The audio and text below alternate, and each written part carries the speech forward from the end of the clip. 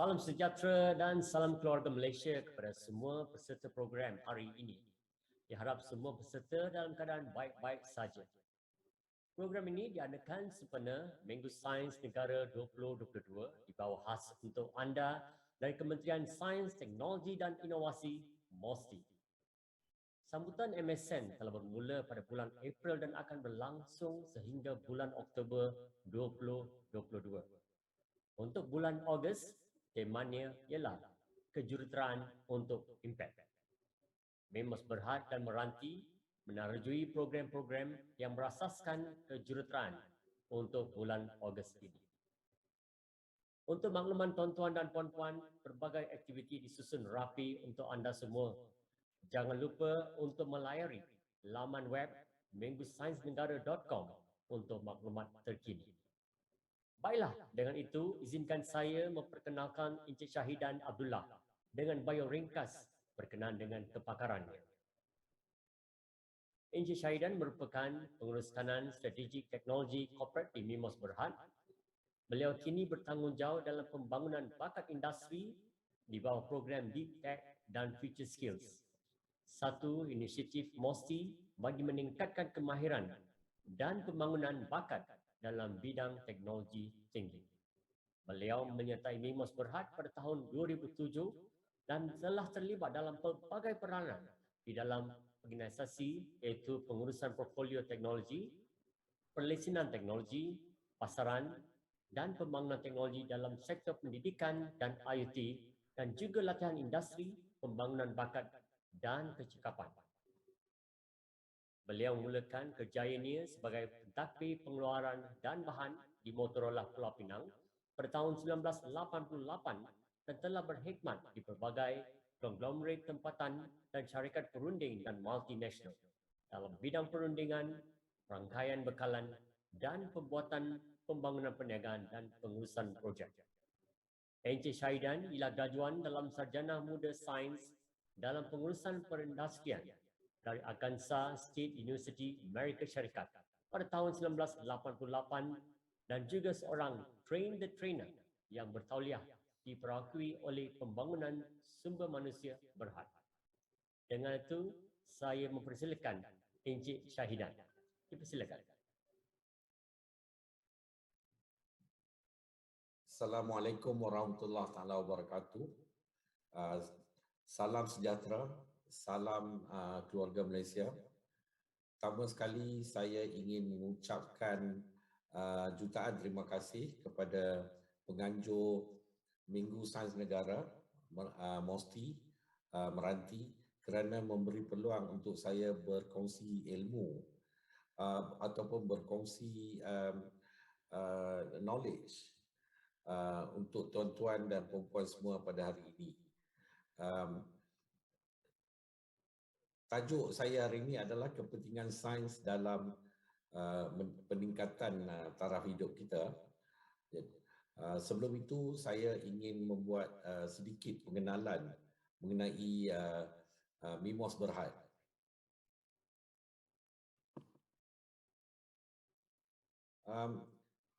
Mimos Berhad ditubuhkan pada tahun 1985 di bawah nama Malaysian Institute of Microelectronics.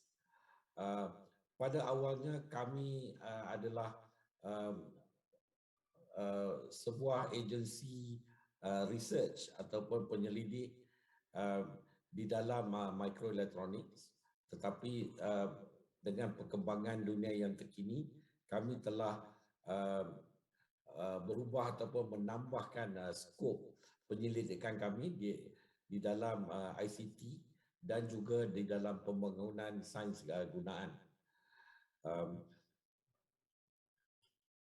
Mimos adalah agensi di bawah sekarang di bawah Kementerian Sains, Teknologi dan Inovasi MOSTI, dan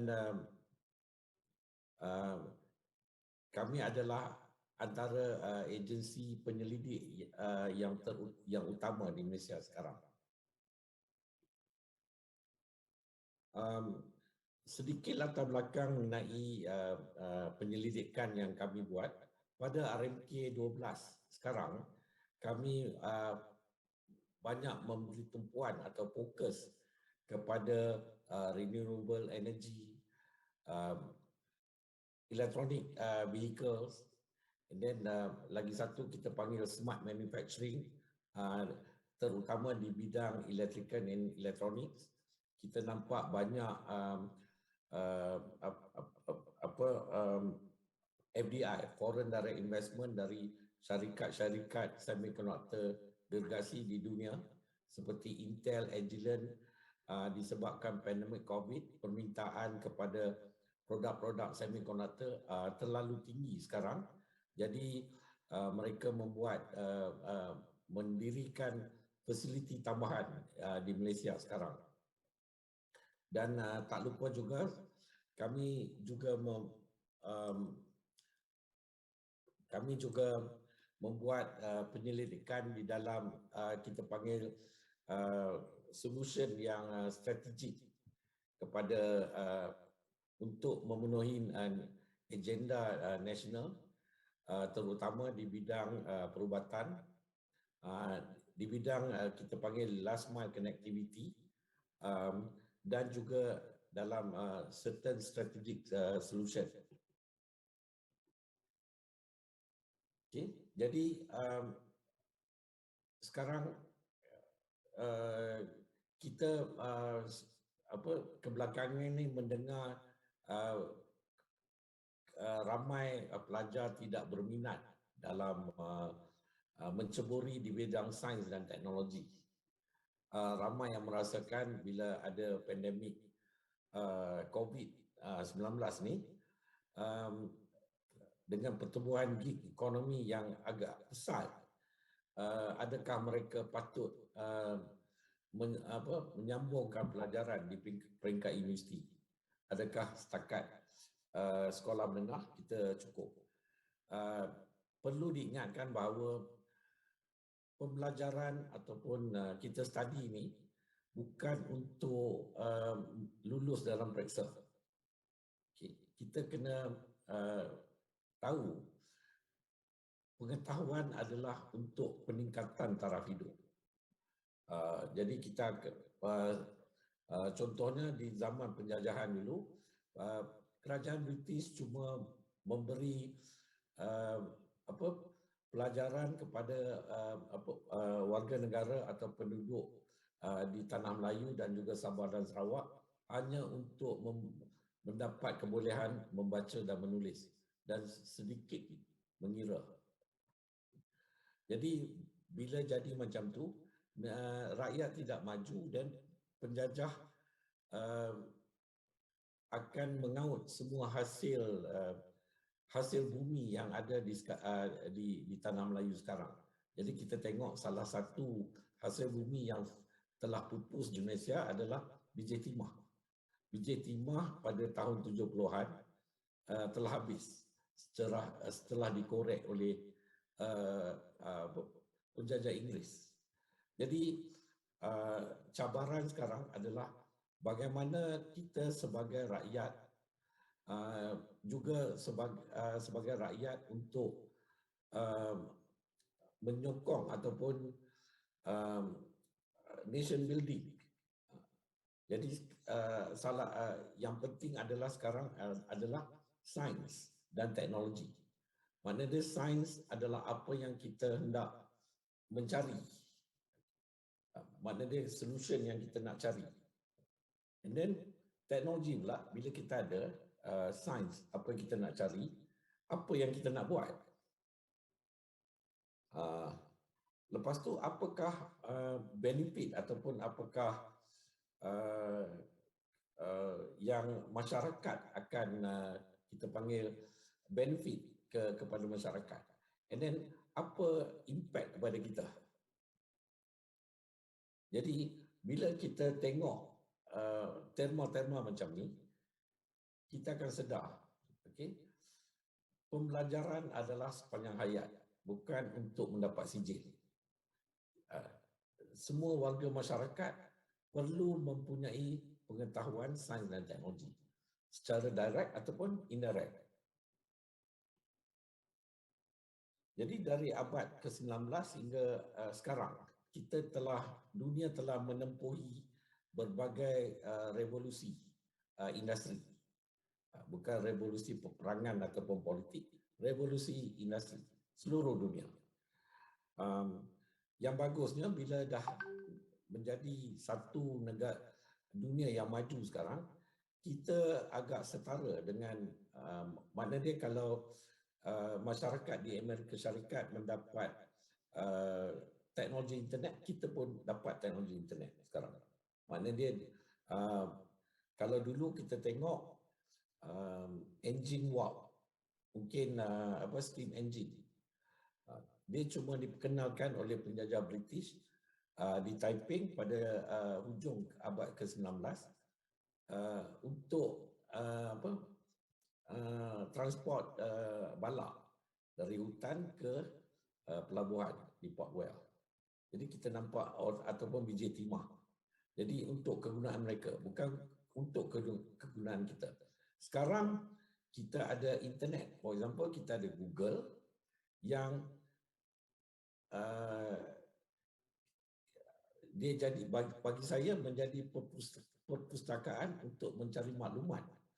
Jadi kita ada same level of playing field. Jadi itu yang manfaat yang kita dapat sekarang. Jadi kita tengok sekarang the evolution of technology. Sekarang dia dah jadi global. Dia bukan kita US dulu and then 20 tahun kemudian baru ke Malaysia. Dia tak ada macam tu. Sekarang bila ada satu teknologi yang baru, dia akan jadi global immediately. Jadi lagi satu perubahan teknologi, peningkatan teknologi itu dia akan berlaku dalam masa yang singkat. Kalau kita tengok contohnya television, radio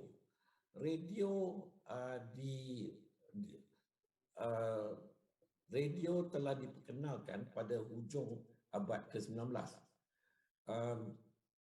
Sampai abad ke-20 kita masih mendengar radio. Bila abad ke-21 radio ni diganti dengan teknologi baru, kita panggil streaming apa semua, kita dah tak dengar radio. Digantikan dengan iPod ke apa semua. And then sekarang kita pun tak dengar sangat radio, kita tengok YouTube sebab kita dapat dengar muzik dan juga dapat dengar dapat tengok video pada masa sama. Jadi itulah perubahan yang agak ketara. Macam sekarang kita tengok semua orang ada smartphone. Kalau 10 tahun lepas tak ramai orang guna smartphone. Kalau kita tengok telefon, dia dikenalkan pada hujung abad ke-19 sampai ke abad 21 telefon masih digunakan. Tapi telefon yang kita pakai sekarang adalah wireless. Maknanya dia ada aplikasi yang lain seperti e-banking apa semua.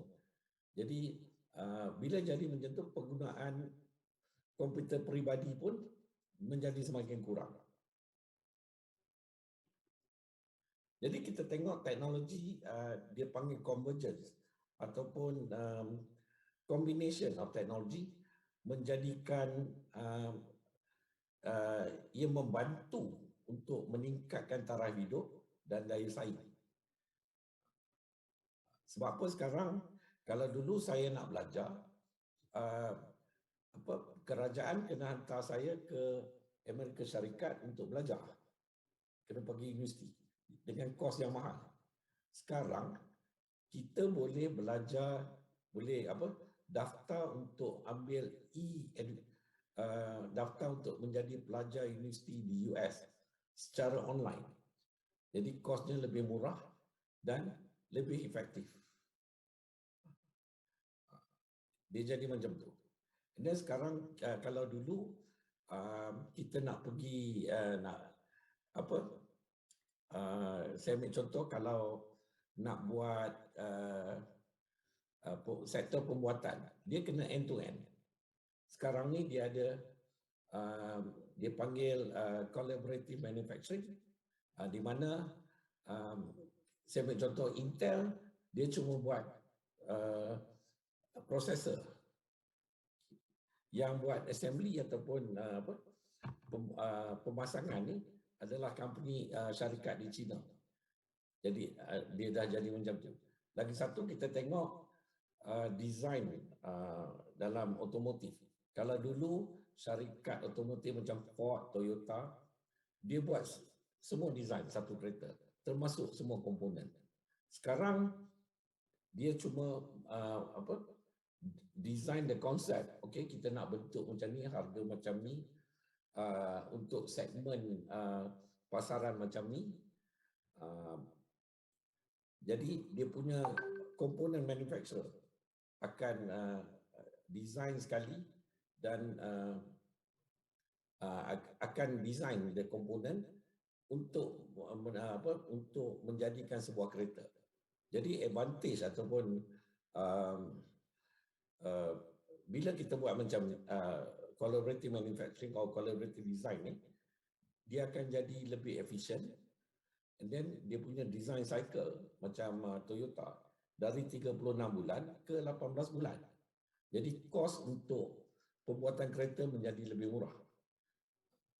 So, and then sekarang lagi satu yang bagus pasal pandemik COVID ni, online meeting menjadi lebih efektif dan lebih diterima secara umum di Malaysia. Saya ambil contoh, dulu ada Vistarinet, macam-macam kita buat. In the end, ramai orang bagi alasan, susah nak pakai lah, tak tahu pakai komputer lah, tak ada duit nak beli ni, nak beli smartphone lah. Bila jadi COVID pandemic, yang bagusnya pihak kerajaan menekankan kepada syarikat telco untuk memberi tawaran harga yang lebih murah kepada pengguna. Jadi macam tu. Dan lagi satu, bila pandemik COVID ni kita tengok, kita panggil gig economy tumbuh dengan pesat disebabkan banyak company boleh kata bankrupt ataupun terpaksa menutup bisnes masing-masing kerana pandemik COVID. Jadi pada masa itu timbul satu servis kita panggil delivery service ataupun e-marketplace. Sekarang kita tengok gerai tepi jalan yang jual nasi lemak pun dia letak signboard boleh order melalui GrabFood ataupun boleh order melalui Foodpanda.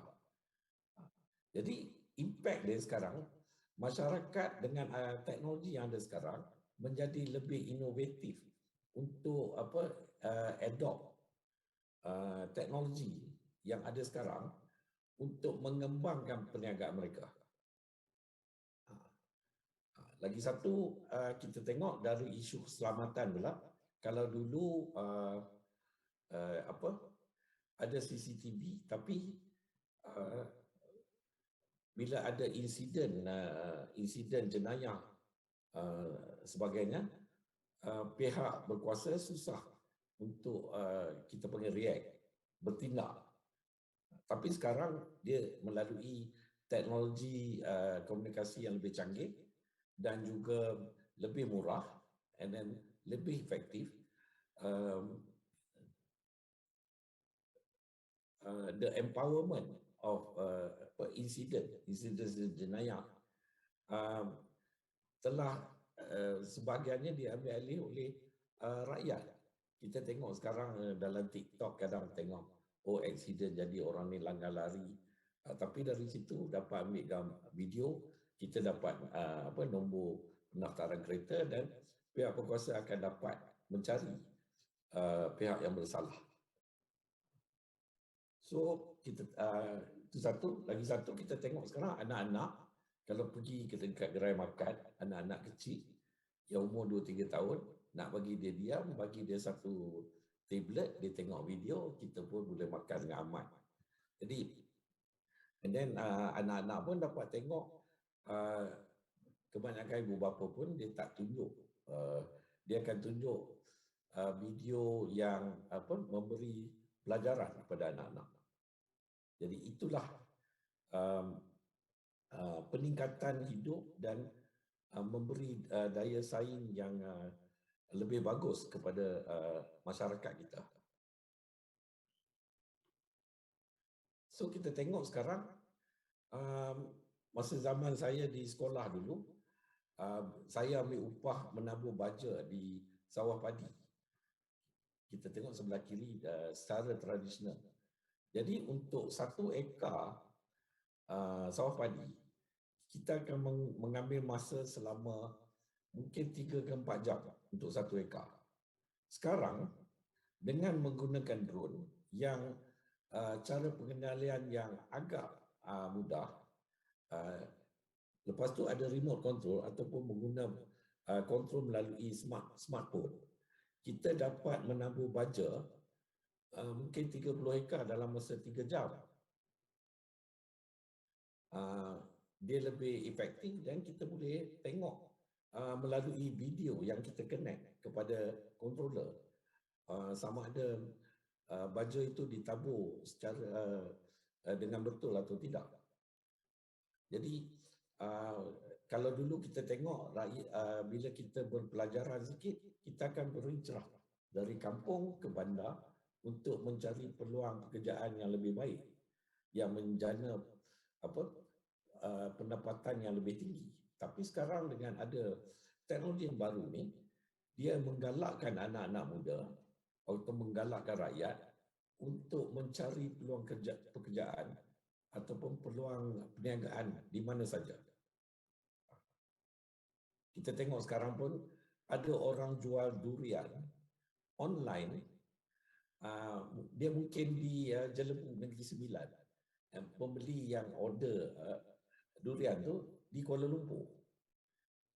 Lepas tu ada pula teknologi untuk pembungkusan yang canggih yang membuatkan durian tu tidak rosak. So, dia ada bermacam-macam teknologi yang sedia ada. Pihak kerajaan pun menyediakan berbagai-bagai khidmat nasihat untuk membantu rakyat untuk mengadaptasikan teknologi untuk menjana ekonomi dan juga menjana pendapatan yang lebih tinggi dari sekarang.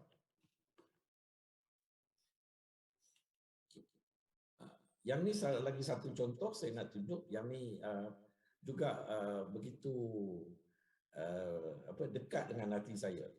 Saya mula bekerja di Kuala Lumpur ni pada tahun 1991. Masa tu pagi-pagi kena naik bas BMW, bas mini wilayah. Yang ni seronok. Seronok pun ada juga. Pagi-pagi naik bas, semua bau wangi. Petang balik kerja, berhimpit dalam bas juga, semua bau hapak. Sekarang naik Grab, semua jadi bos. Duduk belakang, jadi bos. Saya pernah saya tak pernah memandu kereta, saya tak ada lesen tu. Jadi ini adalah satu, bila ada Grab, kita panggil ride sharing, ini adalah satu anugerah teknologi yang amat membantu dalam kehidupan seharian saya.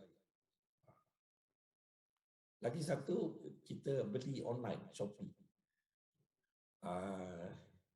Mungkin ada yang merasakan harganya agak mahal. Tapi kita tengok kos, macam kalau saya pergi Tesco ke Ceras, dari Sungai Besi ke Ceras, tambah Grab dalam RM8. Lepas tu saya kena tolak troli, pilih barang apa semua. Dia akan ambil masa juga. Lepas tu queue beratur untuk bayar. So untuk beli barang RM100, saya terpaksa belanja mungkin RM20 tambah taksi atau tambah Grab, dan lagi 2 jam untuk beli barang. Jadi bila saya order online, Mungkin saya order ambil masa dalam masa 10 minit. Lepas tu dengan charge sebanyak RM4 ataupun RM10, kita akan dapat penghantaran barang tu di hadapan rumah, di hadapan pintu, in fact. So ini amat membantu. Lagi satu, bila ada marketplace macam ni, peniaga-peniaga kecil mengambil kesempatan untuk menjual barang-barang mereka. Saya beli cempedak online dari Kuala Selangor melalui Shopee, dihantar ke rumah saya. Tak payah pergi tepi jalan cari buah cempedak. Lagi satu, bila kita beli online ni, macam durian, cempedak, penjual akan pastikan pembeli akan mendapat barang produk yang berkualiti. Dia tak ada isi keras ke isi sebab dia akan buat packaging yang cantik, kita pun dapat tengok produk ini bagus. Lagi satu, marketplace ni dia panggil user rating. Maknanya bila kita nak beli barang, kita tengok, oh, penjual ni rating dia tinggi. Jadi dah ramai orang beli. Jadi tak ramai orang komplain. Jadi dia secara tidak langsung Shopee pun mempromosikan penjual-penjual yang menjual produk yang lebih berkualiti. Jadi itu adalah peluang-peluang untuk menjana pendapatan, peluang untuk mendapat servis yang lebih efisien, dan peluang juga untuk kita tidak menghabiskan masa untuk membeli barang ataupun dalam perjalanan. Macam kalau taksi dengan bas mini wilayah, kita kena pergi ke bus stand. Kalau Grab, kita book di rumah, dan bila dia nak sampai, kita keluar. Jadi itu cara yang lebih mudah, lebih efisien, lebih, saya panggil, user friendly. Jadi untuk meningkatkan taraf hidup kita tu, apa yang skill yang diperlukan? Jadi skill-skill ni sekarang bila ada teknologi yang lebih kompleks, dunia yang lebih mencabar, persaingan yang lebih hebat, jadi kita kena melengkapkan diri kita dengan skill untuk menghadapi cabaran dan juga persaingan sebegitu. Jadi untuk mendapat saya call benefit, untuk mengadaptasikan teknologi untuk peningkatan taraf hidup kita, kita perlu melengkapkan diri kita untuk lebih pandai dan lebih cekap dengan skill-skill yang sebegini. Jadi macam kita tengok, kita nak jual barang melalui Shopee. Orang order, first process kita terima order. Proses kedua kita bungkus barang. Proses ketiga kita panggil, kita book barang yang kita nak hantar ke pembeli itu melalui kita panggil delivery service. Mungkin Ninja Van, JNT, DHL ataupun pos laju. Jadi kita kena melengkapkan untuk kita comply dengan proses yang yang telah ditetapkan itu. Dia tak ada dulu kalau ada macam the saying, kalau jam layu, istilah jam layu. Jam layu makna dia kalau pukul 10 jadi 10.30. Tapi bila sekarang ni, bila ada teknologi ni, kita kena comply dengan proses yang ada untuk menjadi lebih efisien. Lepas tu lagi satu, kita kena ada kemampuan untuk fleksibel. Maknanya dia kalau barang ni kita tak boleh hantar, mungkin rosak Jadi kita kena ada, kita akan kontak balik pembeli, boleh tak saya hantar besok atau boleh tak tuan cancel order. So kena ada skill-skill yang begini. So lebih fleksibel, lebih mencabar and very process driven.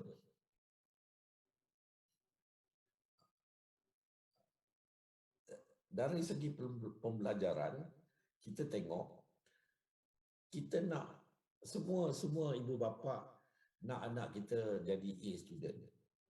Tapi adakah diorang A student tu adalah student yang betul-betul pandai?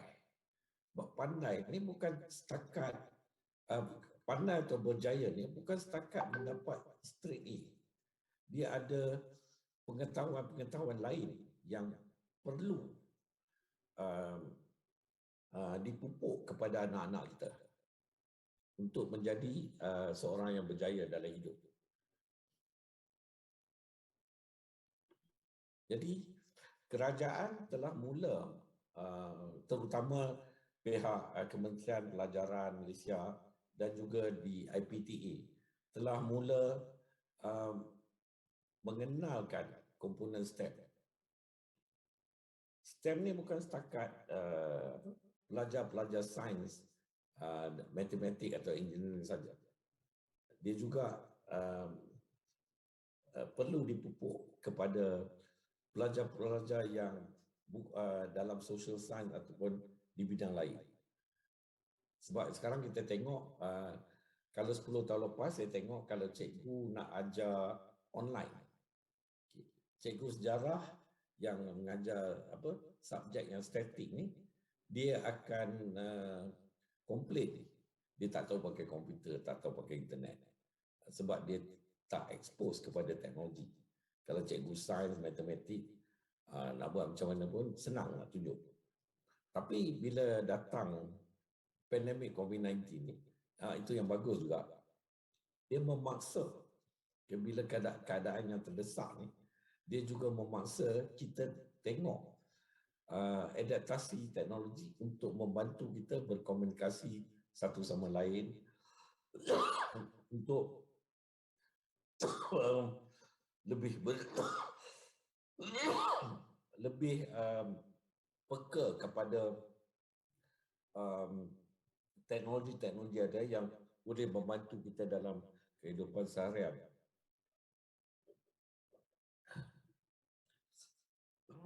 Jadi sekarang kita tengok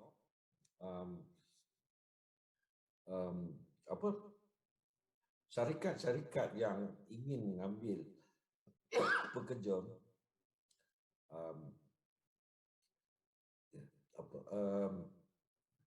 keputusan peperiksaan bukanlah menjadi syarat utama untuk mendapat pekerjaan. Sekarang keputusan peperiksaan adalah cuma syarat utama untuk mendapat interview ataupun temuduga pekerjaan. Yang tu kita kena faham. Sebab bila alam pekerjaan dengan alam pembelajaran adalah dua alam yang ada perbezaan yang agak besar. Contohnya, di alam pembelajaran, kita bekerja apa pun effort yang kita buat, itu adalah untuk kita sebagai individu. Di alam pekerjaan, apa yang kita buat adalah effort untuk kejayaan organisasi. Jadi ini adalah bila temuduga tu, kalau syarikat multinasional, dia orang akan menilai skill-skill ni kepada semasa menemuduga calon-calon. Jadi sebab itu kita tengok kadang-kadang ada komplain di surat khabar, di media-media kata, Malaysia tidak mempunyai graduan yang baik. Kalau kita tengok, ramai graduan yang dapat straight A, tapi kenapa tak boleh dapat kerja? Jadi skill-skill ni yang diperlukan. Jadi STEM ni bukan setakat untuk pengetahuan dalam bidang sains, dia juga memupuk pelajar-pelajar kepada skill-skill lain. Contohnya teamwork.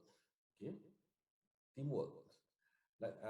Bila ada project sains, okay, macam UTM Skudai, Faculty Engineering, pelajar tahun akhir dia akan diberikan projek tahun akhir, dipanggil capstone project.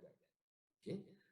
Capstone ni adalah untuk penyelesaian masalah teknologi, tetapi bila projek berkumpulan, dia akan memupuk nilai-nilai teamwork, nilai-nilai innovative thinking, nilai-nilai kreatif. Oh, kalau kita tak boleh buat macam ni, apa kita nak buat?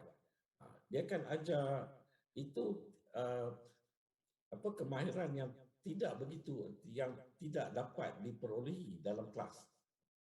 So bagi saya STEM bukanlah teknologi saja, dia juga memupukkan kita untuk menjadi sebagai team member, berinovasi dan kreatif. Maknanya macam mana kita nak contohnya macam mana kita nak buat IoT solution untuk kontrol hospital, contoh macam tu. Dan kerajaan juga memandang serius kepada keperluan ini. Di bawah MOSTI ada satu inisiatif di bawah Majlis Pekerjaan Negara yang dipanggil program upskilling untuk deep tech dan future skill. Ini adalah upskilling untuk graduan yang baru keluar dari universiti, golongan yang hilang pekerjaan dan golongan pencari kerja. Kita bagi latihan teknologi yang terkini supaya untuk menambahkan pengetahuan mereka dan menambah nilai untuk mereka mendapat pekerjaan. Dan teknologi yang kita fokus adalah teknologi-teknologi terkini yang dipandang sebagai teknologi strategik untuk pertumbuhan ekonomi negara dan juga industri strategik. Okay. Cluster ekonomi yang strategik untuk negara Malaysia. Lagi satu, sebagai Kementerian Sains, Teknologi dan Inovasi, MOSTI mempunyai banyak agensi yang berteknologi tinggi. Jadi, MOSTI juga membuat satu inisiatif yang dipanggil Researcher Industry Scientific Exchange ataupun RISE, yang memberikan khidmat nasihat, latihan industri ataupun pembinaan teknologi dan juga bantuan dalam bidang penyelidikan produk secara percuma. Dia bukan volunteer, secara percuma. Maknanya dia dengan bajet yang sedia ada, kita juga diarahkan untuk membantu syarikat-syarikat tempatan untuk mengeluarkan produk yang berkualiti. Contohnya kalau kita buat satu produk, jadi apa langkah-langkah kita untuk market produk ni? Kalau di MIMOS mungkin kita tengok produk ni kita kena comply dengan certain testing untuk mendapat standard world class. Jadi macam kita tengok kita ada pakar-pakar di dalam penyelidikan kita untuk memberi latihan di bidang AI ke artificial intelligence atau sebagainya. Jadi ini adalah bantuan yang kita MOSTI sebagai kementerian yang meneraju teknologi tinggi yang menawarkan kepada masyarakat kita. Jadi Setakat itu yang saya ada. Saya mengucapkan terima kasih kepada pihak penganjur kerana diberi peluang ini. Terima kasih. Terima kasih Cik Syahidan. Nampaknya kita ada beberapa soalan untuk Tuan. Boleh Tuan? Ya, boleh.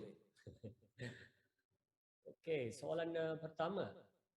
Adakah dia senang untuk membangunkan aplikasi smart?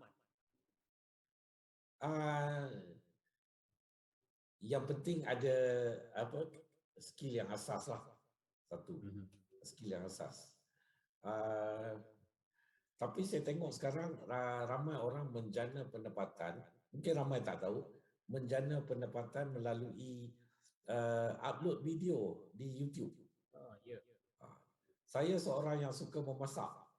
Jadi saya punya reference adalah Azzi Kitchen dengan Cik Noh. Dia tak memerlukan kemahiran teknologi yang begitu tinggi. Dia cuma tahu macam mana nak ambil video dengan betul dan kaedah nak ambil video dengan betul dan macam mana nak upload ke YouTube. Jadi dia ada yang senang, ada yang susah sikit lah. Kalau lagi pandai, lagi canggih lah. Jadi macam Cik Nom tu saya tengok mula-mula cara dia ambil video tu tak berapa, mungkin sedikit amatur. Sekarang ni lebih profesional. Jadi dia kita kena memikirkan cara yang senang. Sekarang teknologi bukan programming. Teknologi macam mana kita nak guna sesuatu aplikasi. Okey, nampaknya ada soalan lagi. Di manakah laman web percuma yang orang awam boleh gunakan untuk mengiklankan produk-produk mereka? Okay. Yang ni saya ambil contoh, saya beli daging online, secara online dari seorang penjual daging di Chowkit. Dia ambil alih bisnes ni dari bapa dia. Lepas tu pula gerai daging dia adalah lokasi dia agak ke dalam. Jadi kalau kita pergi pasar Chowkit kita tak jumpa. Jadi dia ni berinovasi. Dia iklankan penjualan daging dia secara online di Facebook. Itu adalah secara percuma. Dia sekarang orang boleh iklan di Facebook, di Instagram, di social media yang percuma lah. Yang lebih canggih mungkin kalau di setempat ni di social media. Kalau yang lebih efektif di marketplace macam Shopee, Lazada, Foodpanda, GrabFood sebagainya. Okey. Ada lagi soalan nampaknya, bertubi-tubi pula ya soalan. Apakah skill ini diterapkan atau diajar pada student-student di universiti tempatan sekarang? Ya, pihak universiti dan pihak kerajaan melihat di atas requirement yang keperluan ini. Jadi sebab salah satu KPI semua universiti ataupun semua IPTA adalah kebolehpasaran graduan-graduan. Jadi mereka juga bekerjasama dengan syarikat-syarikat, kita panggil recruiting company, okay, untuk mencari penyelesaian untuk memastikan graduan ini mendapat kerja. Ada universiti tempatan yang kebolehpasaran graduan dalam masa 6 bulan adalah mencapai 90%. Ini adalah pencapaian agak baik. Maknanya dia sekarang kita sudah nampak link di antara pihak universiti ataupun IPTA dan juga syarikat-syarikat yang tempatan yang mencari pekerja-pekerja untuk yang boleh diambil. Baik. Dua lagi soalan nampaknya. Apakah contoh-contoh universiti atau sekolah yang mengaplikasikan STEM? Okey. Mula-mula dulu kita tengok syarikat sekolah-sekolah yang berprestasi tinggi yang membuat aktiviti sebegini. Sekarang kita nampak sekolah-sekolah biasa pun, sekolah-sekolah harian biasa pun membuat aktiviti STEM ni dan juga menerapkan nilai-nilai STEM ni dengan bekerjasama dengan NGO ataupun di bawah seliaan kerajaan seperti MOSTI yang juga menganjurkan hackathon untuk pelajar-pelajar sekolah untuk menarik minat pelajar-pelajar ni untuk menceburi di bidang sains. Sebab alasan alasan pelajar-pelajar sekarang yang tidak mahu mengambil jurusan sains adalah satu, subjek-subjek sains ni agak susah. Mungkin betul juga. Satu lagi, peluang pekerjaan di bidang sains dan teknologi ni agak terhad. Okay. Itu akan terjadi dari masa ke semasa. Yang penting adalah untuk memupukkan sains dan teknologi minat pelajar-pelajar ni adalah dengan menunjukkan contoh-contoh macam kita buat hackathon. Hackathon ni dia banyak practical things untuk kreatif atau inovatif. So bila tengok macam ni, pelajar-pelajar bila ada hands on punya experience, dia akan lebih berminat. Ini telah terbukti di seluruh dunia. STEM dengan learning by doing, dia akan menarik minat yang lebih daripada pelajar-pelajar. Okey, terusnya soalan terakhir. Adakah ada inisiatif selain dari teknologi seperti RISE dan DeepTech yang dibangunkan oleh MOSTI? Okey, ini soalan yang bagus. Sejak pandemik COVID-19, kerajaan amat prihatin kepada untuk membantu pencari kerja golongan hilang pekerjaan dan juga graduan-graduan universiti untuk mencari pekerjaan dan juga orang yang mencari gig ingin membuat perniagaan sendiri. Jadi kerajaan memperuntukkan, kalau tak silap saya, 4.3 bilion pada tahun ini saja. Dia diagihkan melalui 5 kementerian dan MOSTI adalah peneraju untuk pekerjaan yang berasaskan teknologi tinggi. Kita ada lagi Kementerian Sumber Manusia, Kementerian Koperasi, mungkin MITI juga menolong dalam usaha-usaha kerajaan untuk menjanakan pekerjaan baru kepada rakyat. Okey, dengan itu terima kasih Encik Syahidan atas penyampaian tadi yang cukup panjang lebar dan cukup berilmu. Terima kasih Encik Syahidan. Terima kasih. Assalamualaikum warahmatullahi wabarakatuh. Sekian saja dari saya Lawrence, sehingga kita jumpa lagi. Salam mesra dan jangan lupa untuk layari laman web menggusainsnegara.com untuk info terkini.